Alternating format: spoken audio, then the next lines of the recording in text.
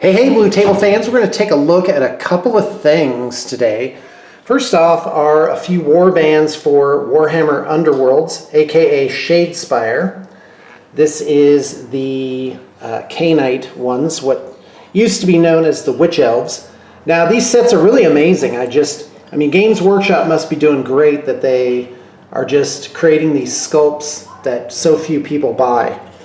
And well, obviously they must be making money, but you get the point. Like, it used to be, man, it was a big deal if a new sculpt came out, but now it's just like, oh, by the way, we made these 5 new sculpts for this one set that we're going to print for a little while. So anyway, these are for a client, but let me tell you, I definitely want to own these just because the models are so cool and add them to my role-playing set. Now this is the second set of Orcs, or Brutes, that have come out, and they look really super cool. And in fact, if you own an Ironjawz army, you should definitely get these just to mix in as champions and stuff, because they look really cool. I picked up these 3D printed stalactites, stalagmites, for use in my D&D game. I thought they were going to be bigger. I mean, look at compared to these other models. So they're actually pretty tiny. I thought they were going to be twice this size, but there you go. Got to pay better attention. I went back and looked at the description of the auction, and it definitely showed clearly how big they were. So, but it's good. They still look good. They're still going to add a lot to my games, and I'm very excited. I also did this shoulder pad for a client, and it looks really good. It's going on a sort of scavenged orc war machine type thing. And then the last is this Blood Bowl team. Now this is from by the way, you can hear little kid noises in the background. Hold on, let's just take a minute.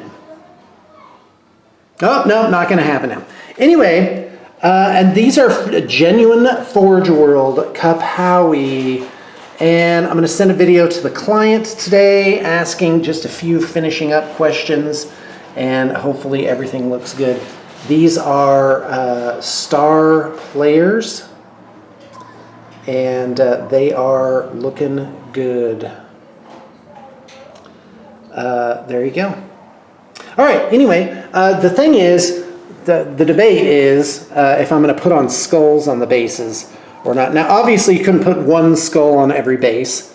That would not contribute to the realism of it.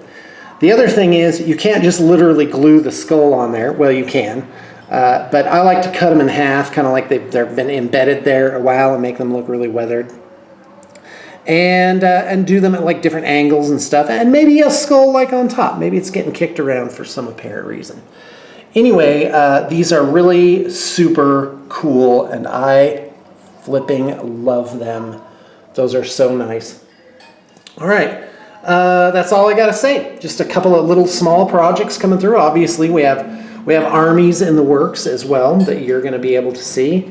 And I do have openings for a couple of new projects. If you'd like to put something in, let me know. And I'm around. I'm just hanging out on Thanksgiving weekend. Oh, and I'm doing a giant sale on my web store.